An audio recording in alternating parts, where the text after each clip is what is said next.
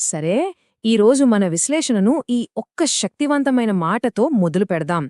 ఈ మాటలు వింటేనే తెలుస్తుంది ఇది బైబిల్లోని ఒక ఎంత పెద్ద, కీలకమైన ఘర్షణకు దారితీసిందో. ఈరోజు మనం ఒక తీవ్రమైన విమర్శ నుండి క్రైస్తవ మతంలోనే ఒక మూల స్తంభం లాంటి సిద్ధాంతం వరకు ఎలా ప్రయాణించబోతున్నామో చూద్దాం. ఓకే, ఇది మన ప్రయాణ ప్రణాళిక. బైబిల్లోని ఒక భాగం, ఒక వాక్యం, అది ఎలా ఒక లోతైన వేదాంతపరమైన భావనకు దారితీస్తుందో మనం దశలవారీగా చూడబోతున్నాం. సరే, మొదటి విభాగానికి వచ్చేశాం. అసలు యేసు ఎందుకు అంత కఠినమైన మాటలు మాట్లాడాల్సొచ్చింది? అది అర్థం చేసుకోవాలంటే ఆ కాలంలోని ప్రజల అవగాహన ఎలా ఉండేది, వారి ఆధ్యాత్మిక దృష్టిలో ఉన్న లోపమేంటి అనేది మనం తెలుసుకోవాలి. ముందుగా ఈ యోనా సూచన అంటే ఏంటో చూద్దాం. ఇదేదో పాతకాలం నాటి కథ కాదు. అసలు విషయం ఏంటంటే, ఇది యేసు 3 రోజులు మరణంలో ఉండి ఆ తర్వాత తిరిగి లేవబోతున్నారనడానికి ఒక పెద్ద సూచనన్మాట. మరి ఆశ్చర్యమేంటంటే, అంత పెద్ద సూచన కళ్ల ముందే ఉన్నా చాలామంది దాన్ని పట్టించుకోలేదు, అసలు చూడ్డానికే నిరాకరించారు. ఇప్పుడు ఇంకో విషయం చూద్దాం. ఆరోగ్యకరమైన కన్ను. ఇదొక రూపకం. అంటే మనస్సు దేవుని వైపు లగ్నం చేస్తే జీవితం కాంతితో నిండిపోతుంది. కాని అలా కాకుండా మనసు వంకర మార్గాల్లో ఉంటే, చీకటిలో ఉంటూ కూడా వెలుగులో ఉన్నామని భ్రమపడతాం. ఇదే ఆధ్యాత్మిక గ్రహణశక్తికి, స్వీయ వంచనకు మధ్య ఉన్న తేడా. ఇక ఇప్పుడు ఈ అధ్యాయంలోని అసలు సిసలైన ఘర్షణ దగ్గరికి వెళ్దాం. ఆనాటి మతపెద్దలపై యేసు చేసిన 6 నిర్దిష్టమైన, తీవ్రమైన విమర్శలు ఏంటో చూద్దాం. మొదటి 3 విమర్శలు పరిసయ్యులను ఉద్దేశించినవి. వాళ్లు బయటకి కనిపించే ఆచారాలకు, శుభ్రతకు ఎక్కువ ప్రాధాన్యత ఇచ్చారు. కాని వాళ్ల లోపల న్యాయం, దేవుని ప్రేమ లాంటివి లేవు. చిన్న చిన్న వాటిలో దశమభాగాలిచ్చారు, కాని అసలైన విషయాలను వదిలేశారు. సమాజంలో గౌరవాల కోసం పాకులాడారు. అంటే బయట ఆర్భాటంగా ఉంటూ లోపల ఉన్న విలువలను పూర్తిగా నిర్లక్ష్యం చేశారన్నమాట. ఇక తరువాత 3 శ్రమలు న్యాయశాస్త్రోపదేశకులపై ఉన్నాయి. వీళ్ళేం చేశారంటే, ప్రజలపై మోయలేని మతపరమైన భారాలు మోపారు. చనిపోయిన ప్రవక్తలకు పెద్ద పెద్ద సమాధులు కట్టారు. కాని వాళ్ల పూర్వీకులే ఆ ప్రవక్తలను చంపారని కూడా ఒప్పుకున్నారు. అన్నింటికన్నా తీవ్రమైన ఆరోపణ ఏంటంటే, వీళ్ళు జ్ఞానమనే తాళపు చెవిని లాగేసుకున్నారు. అంటే వాళ్లు జ్ఞానంలోకి ప్రవేశించలేదు, ప్రవేశించాలనుకున్న వాళ్లను అడ్డుకున్నారు. సరే, బైబిల్లోని ఈ కఠినమైన మాటల నుండి ఇప్పుడు మనం ఒక చాలా లోతైన ప్రశ్నకొస్తున్నాం. అసలు ఇంతలా మాట్లాడ్డానికి, ప్రశ్నించడానికి యేసుకు అధికారమెక్కడిది? ఆయన గుర్తింపేంటి? అవును, ఇక్కడే ఉంది అసలు కీలకమైన ప్రశ్న. ఇప్పటిదాకా యేసు ఏమి చెప్పారో చూశాం. ఇప్పుడు ఆ కథనం యేసు ఎవరు అనేదానివైపు మళ్ళుతోంది. శతాబ్దాలుగా వస్తున్న సంప్రదాయాన్ని, దాని నిపుణులను ఇంత ధైర్యంగా ప్రశ్నించే అధికారం ఆయనకు ఎక్కడిది?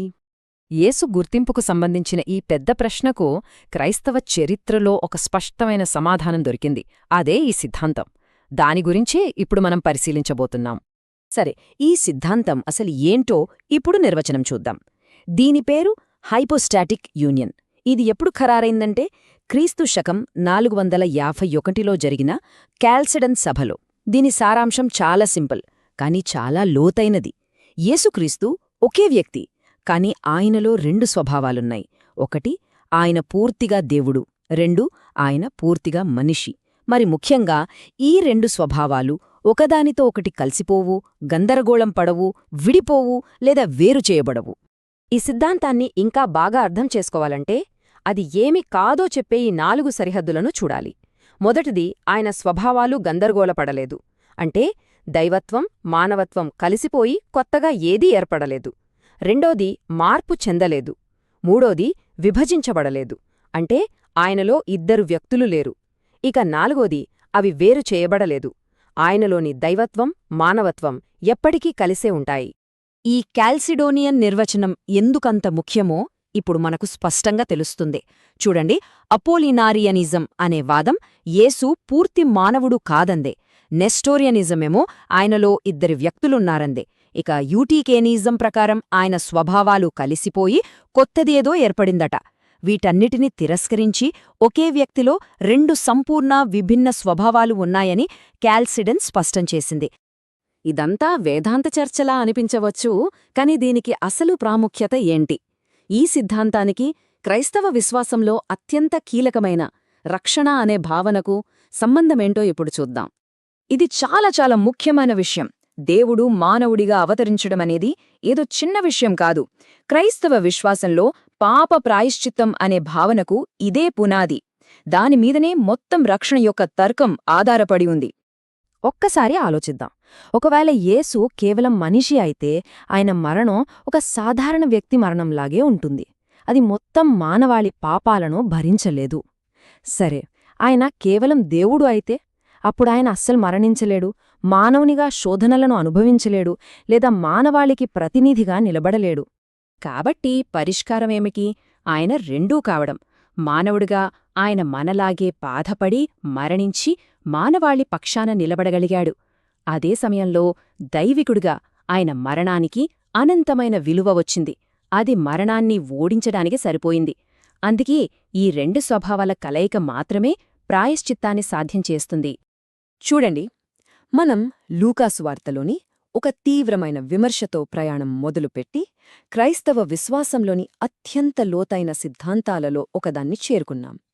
అయితే ముగించే ముందు ఈ ఒక్క ప్రశ్న గురించి ఆలోచిద్దాం. గుర్తింపుపై వేల ఏళ్ల క్రితం జరిగిన ఈ చర్చ నేటి ప్రజల నమ్మకాలను, వారి చర్యలను ఇప్పటికీ ఎలా ప్రభావితం చేస్తూనే ఉంది?